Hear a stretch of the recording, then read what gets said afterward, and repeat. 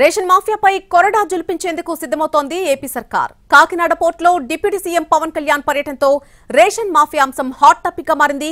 దీనిపై పూర్తి స్థాయిలో విచారణ చేపట్టింది పౌర సరఫరాల శాఖ. డీజీపీతో కలిసి రేషన్ మాఫియాపై చర్యలకు ప్రణాళిక వేస్తోంది. ఇందుకు సంబంధించి న్యాయపరమైన అంశాలను కూడా పరిశీలిస్తోంది ఏపీ ప్రభుత్వం. వేల టన్నుల రేషన్ బియ్యం తరలిపోవడం వెనుక ఉన్నది ఎవరో తేల్చే పనిలో పడింది.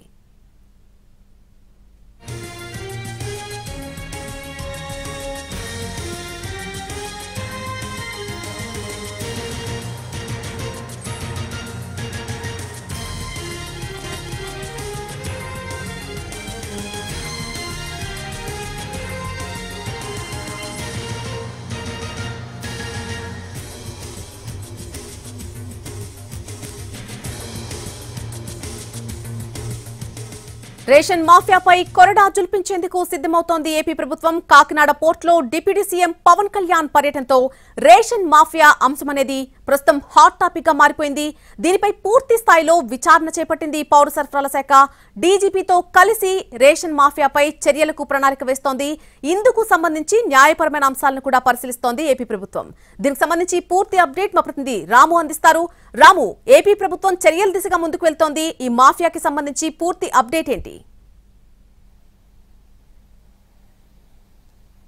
నళిని, ఇప్పటివరకు కూడా రేషన్ మాఫియాకి సంబంధించి కొన్ని వేల టన్నుల రైస్, ఏదైతే రేషన్ రైస్ ఉందో అది కూడా దేశం దాటి వెళ్లిపోతోంది అని చెప్పి కూడా కొంత తెలుసుకున్నటువంటి పరిస్థితి అయితే ఉంది. ఒకరోజు కలెక్టర్ అక్కడ వెరిఫై చేస్తేనే 640 టన్నులు, ఒక 52,200 టన్నుల బరువు భరించగలిగేటటువంటి ఒక నౌకలో దొరకడంతో అయితే ఇట్లాంటి సరఫరా ఎన్ని జరిగింది, అలాగే గత 5 సంవత్సరాలుగా ఎంత రేషన్ బియ్యం బయటికి తరలిపోయింది, విదేశాలకు వెళ్లిపోతుందంటే ఇది ఖచ్చితంగా స్మగ్లింగ్ కి సంబంధించిందే.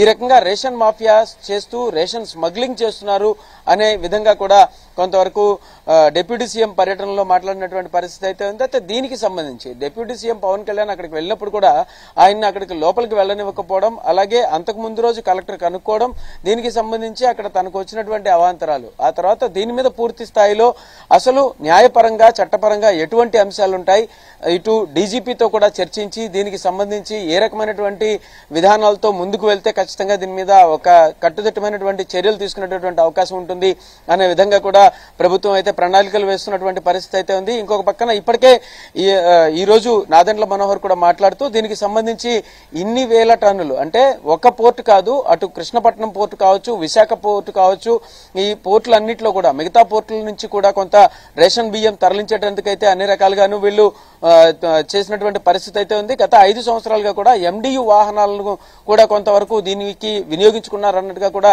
ఆయన చేసినటువంటి కామెంట్లో అయితే కనిపిస్తుంది. ఇంకొక పక్కన ఏదైతే రేషన్ బియ్యం ఉందో ఆ రేషన్ బియ్యానికి సంబంధించి ఎక్కడైనా ఎవరైనా తీసుకోకపోతే, అంటే ఆ రేషన్ తీసుకోలేదు, వాళ్ళు తీసుకోవడానికి రాలేదు అంటే గనక ఆ తర్వాత టైం అయిపోయింది అని చెప్పేసి ఆ రేషన్ బియ్యాన్ని ఎటువైపు తరలిస్తున్నారు అనే అంశం మీద ఎవరు కూడా పట్టించుకోకపోవడం కూడా కొంత ఈ రేషన్ మాఫియాకి కారణమైంది అని చెప్పి కూడా మనోహర్ అన్నటువంటి పరిస్థితి అయితే ఉంది. అయితే దీని మీద ఇక్కడ క్షేత్రస్థాయిలో ఒక తెనాలిలో ఒక 2 గోడౌన్లు తాను వెరిఫై చేసినప్పుడు కనిపించినటువంటి లోపాలను పట్టుకుని ముందుకు వెళ్తే కాకినాడ పోర్టులో ఈ రకంగా బయటపడింది. అయితే కాకినాడ పోర్టులో అంత వేల టన్నుల బియ్యం బయటపడినప్పుడు అందులో కొంత పీడిఎస్ కావడం, కొంత రెగ్యులర్ రైస్ కావడం, దానికి సంబంధించినటువంటి బాండ్లను ఇచ్చి కూడా ఆ రైస్ ను రిటర్న్ తీసుకున్నారు. అయితే ఏదైనప్పటికీ కూడా ఏదైతే డ్యూరబుల్స్ ఉంటాయో, ఏవైతే ఆహార పదార్థాలు ఉంటాయో వాటికి సంబంధించినంత వరకు కూడా 6 నెలల లోపల దానికి సంబంధించినటువంటి చర్యలు తీసుకోవాల్సిన అవసరం ఉంటుంది. ఆ 6 నెలల తర్వాత ఆ ఆహార పదార్థాలు వినియోగించేటటువంటి అవకాశం ఉండదు. అందువల్ల దానికి సంబంధించిన చర్యలు వెంటనే తీసుకోవాల్సి ఉంటుంది అని చెప్పేసి కూడా మనోహర్ అన్నటువంటి పరిస్థితి అయితే ఉంది. అయితే దీనికి సంబంధించి ఇప్పటికే క్షేత్రస్థాయిలో మొత్తం అధికారులందరూ కూడా పూర్తి పరిశీలనలు చేస్తున్న నేపథ్యంలో రేపు గాని ఎల్లుండి గాని ఖచ్చితంగా డీజీపీతో ఒక సమగ్రమైనటువంటి ప్రణాళికను చేసి మీడియా ముందుకు వచ్చేటటువంటి పరిస్థితులు అయితే కనిపిస్తున్నాయి. నాదెండ్ల మనోహర్ చెప్పిన దాని ప్రకారం కూడా ఖచ్చితంగా ఈ రకమైనటువంటి ప్రణాళికల వైపే ప్రస్తుతం అయితే చర్చ కూడా జరుగుతున్నటువంటి పరిస్థితి అయితే ఉంది.